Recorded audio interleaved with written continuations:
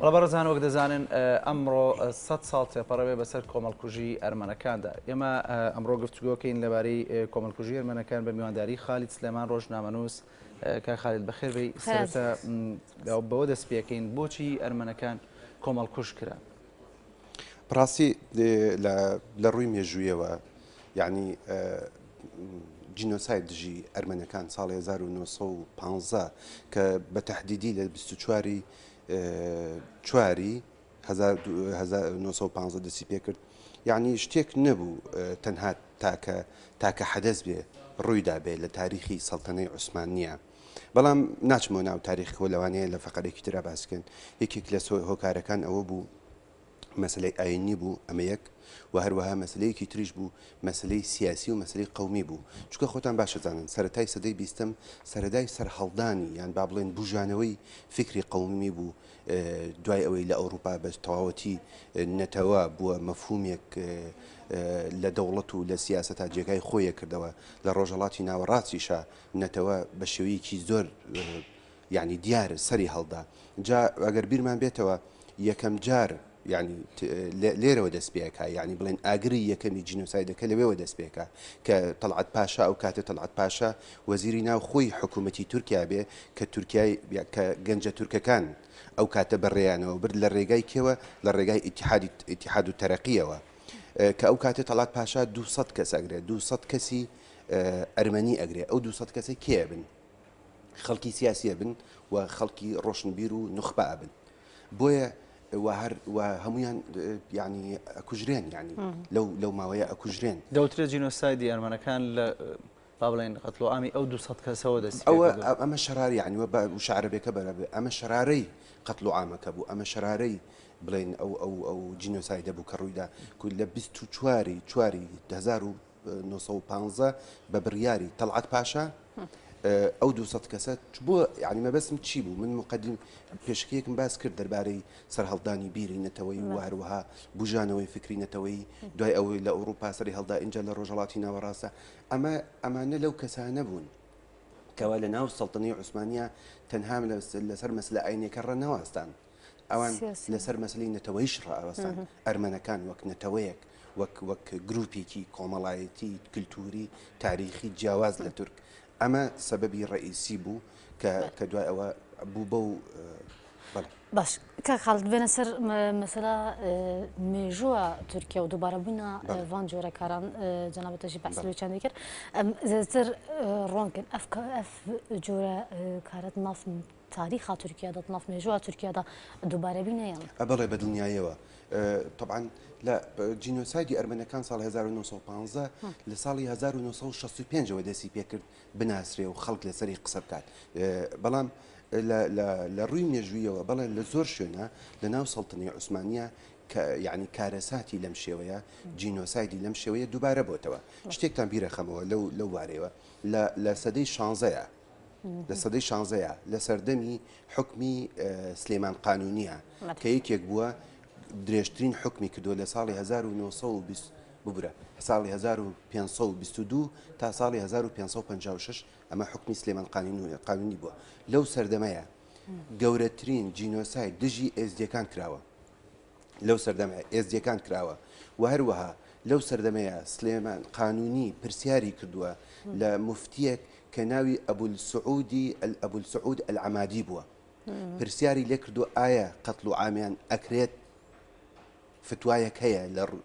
لە ڕووی ئاینیەوە. اینجا لەو سەردەمەیە ئەبولسعود ئەلعەمادی فتوایەکەدا بەڵێ ئەمە کوشتنیان حەڵاڵە، سەبیکردنی ژنیان و هەروەها ئیتر لەم طبعا ئەمە بەڵگەیەکە لە یەکێک لە کتێبە مێژوویەکانی عەلی الوەردیە پارێزراوە. ئەم قسانە ینی قسەکە خۆی پارێزراوە. بۆیە لە چەندها شوێنی تر شتیوا دووبارە بووەتەوە دەربارەی غەیرە تورکەکان وەک نەتەوە و هەروەها ئەوانەی تریش لە ڕووی ئاینیەوە کە موسڵمان نەبوونەوە بۆ نمونە ئێزدی یان مەسیحی یان ئەرمەن یان هەر شتێکی کەواتە بەرامبەر ئاینێدی یعنی جارە ئێکێنینە بەرێدا و هەتانها بەڵێ یعنی ئەو بەڵگەنامەیە ئەو حەدەسە تاریخیم بۆیە هێنایەوە چونکە ئەمە یەکێکە لەوانەی کە کەم باسەکرێت. ئێمە يعني گرفتێک هەیە لە مێژووە چونکە ئێمە زیاتر احتیمانمان کردە سەر ئەو مێژووی کە نووسراوەتەوە مێژوویکی ڕسمی هەیە بەڵام مێژوویەک هەیە لە ناو ئەرشیفی عوسمانیەکانە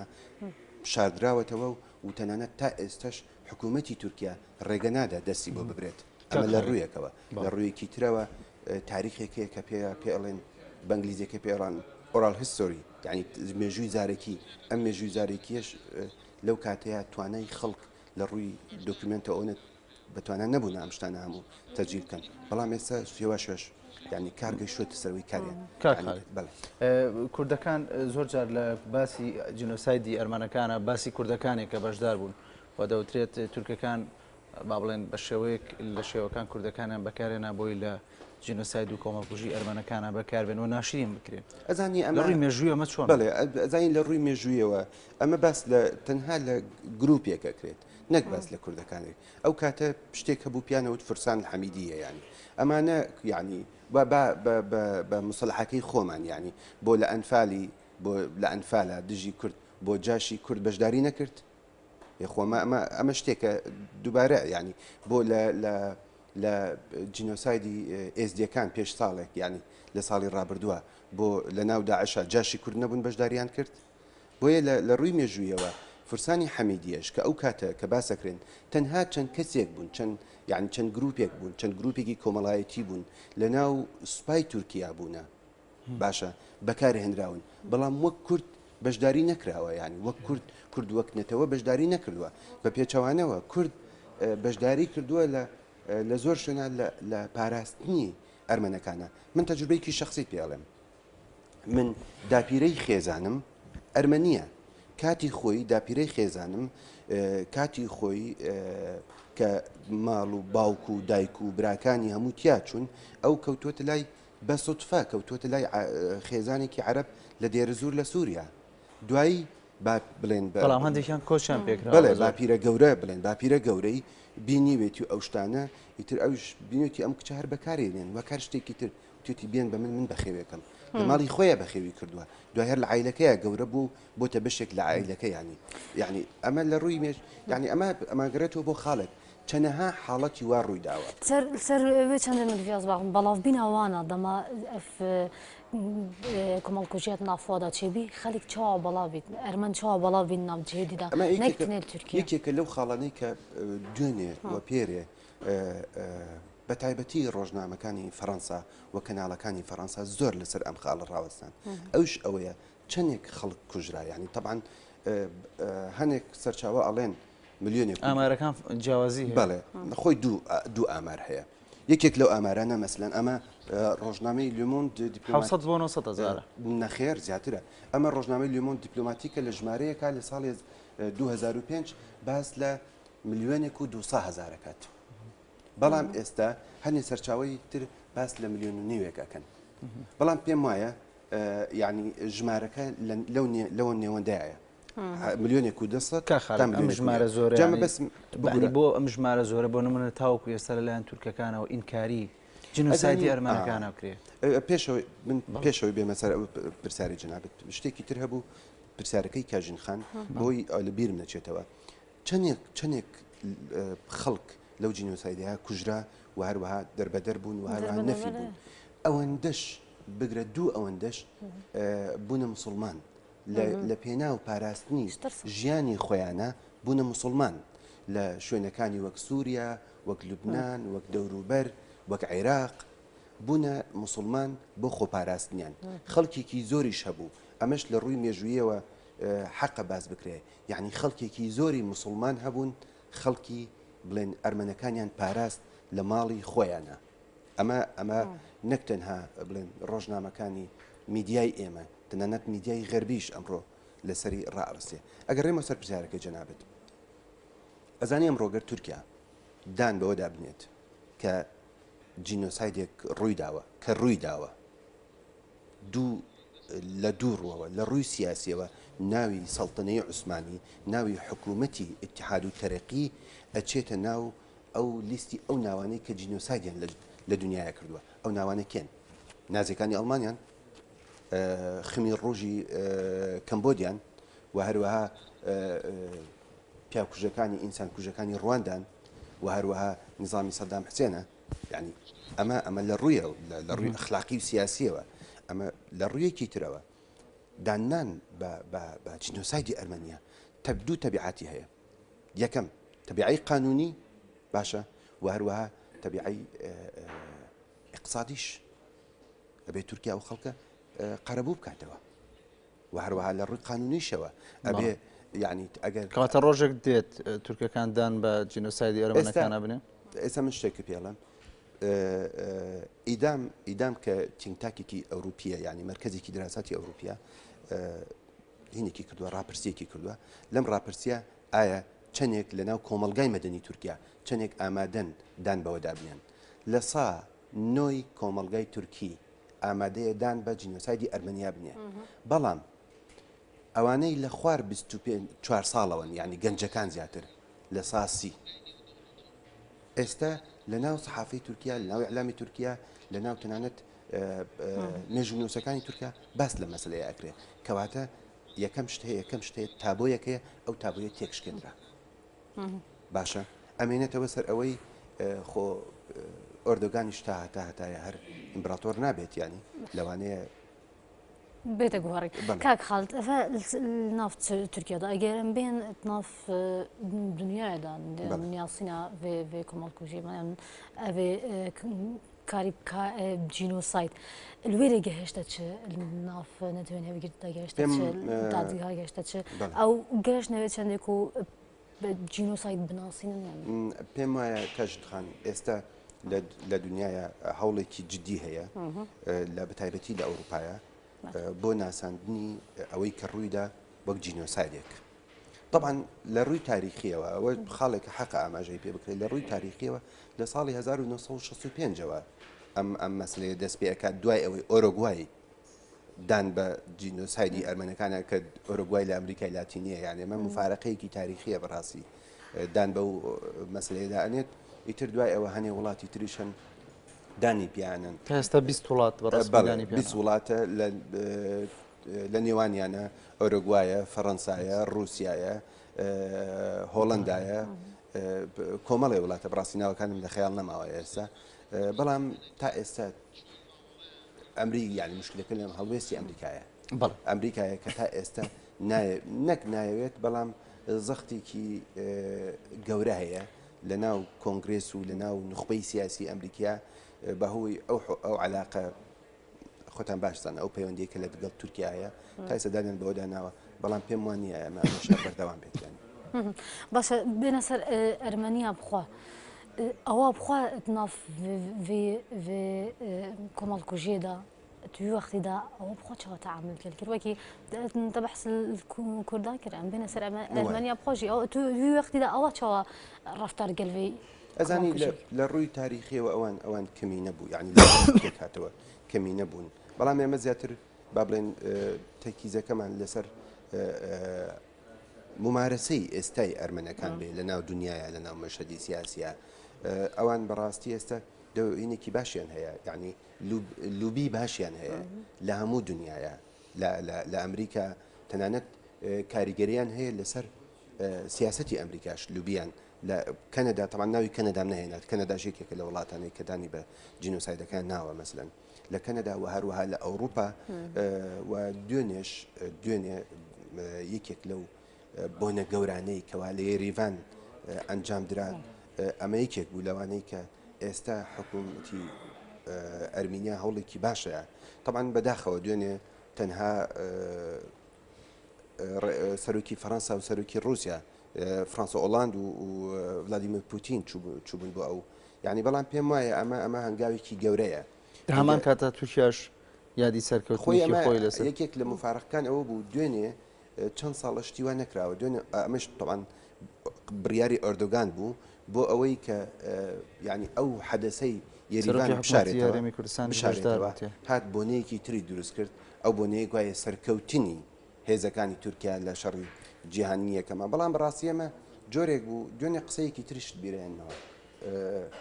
هەر دوێنێ وەزیری تورکیا بۆ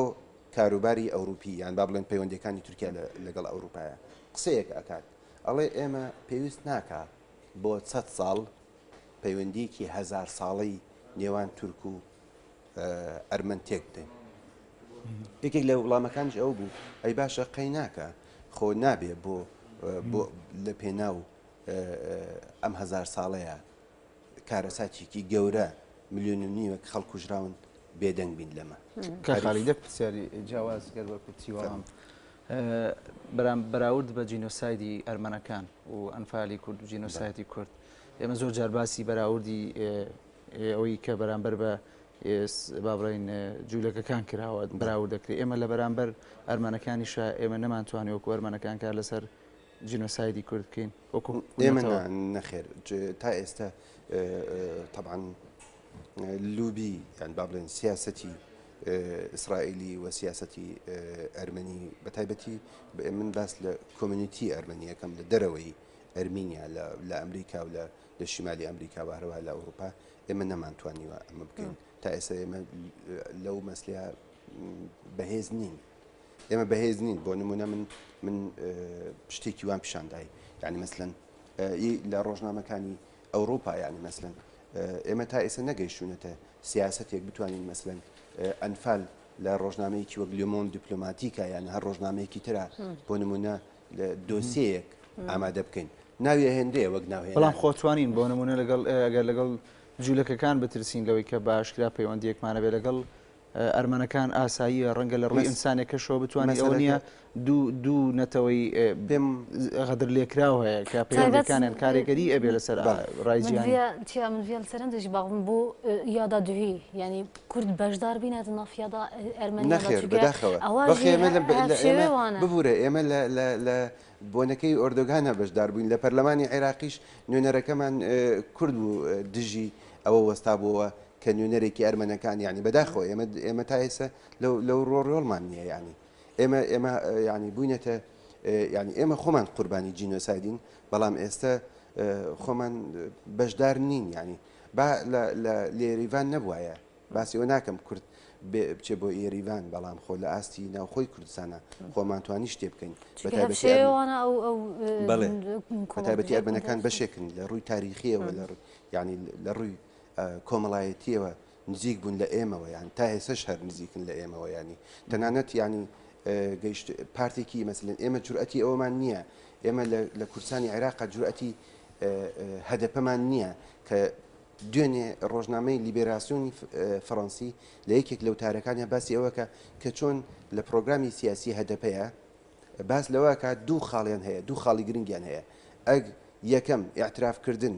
بە جینۆسایدی ئەرمەنەکان دووەم کردنەوەی سنوورەکانە لە نێوان تەنانە دەپەنیەکە خالت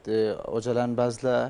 قەتڵ و ئام و بەڵەم لە باکووری کوردستان بەڵام ئەحمەد تورک لە 2000مان شێوەدانی پیانەوە سەلاحەدین دەمێتاش بەمان شێوەدانی پیانەوەی ڕای کوردەکانی باکوور زۆر جیاوازترە من مەبەستم ئەو بوو تەنها وەک خاڵێک کە دوێنێ باس کراوە ئەگەنە ئەوانەی جەنابتەڵی هەمووی ڕاستن ینی تەنانەت داوای ئەوەش گەیشتونەتە ئاسێک داوا بکەن بڵێن ئەگەر هەر کاتی خۆشی ئەوانەی فرسانی حەمیدێش بەژاریان تیاکە بێ ئەوە ئێمە بەناوی ئەوانەوە داوای لێبردن نەکەین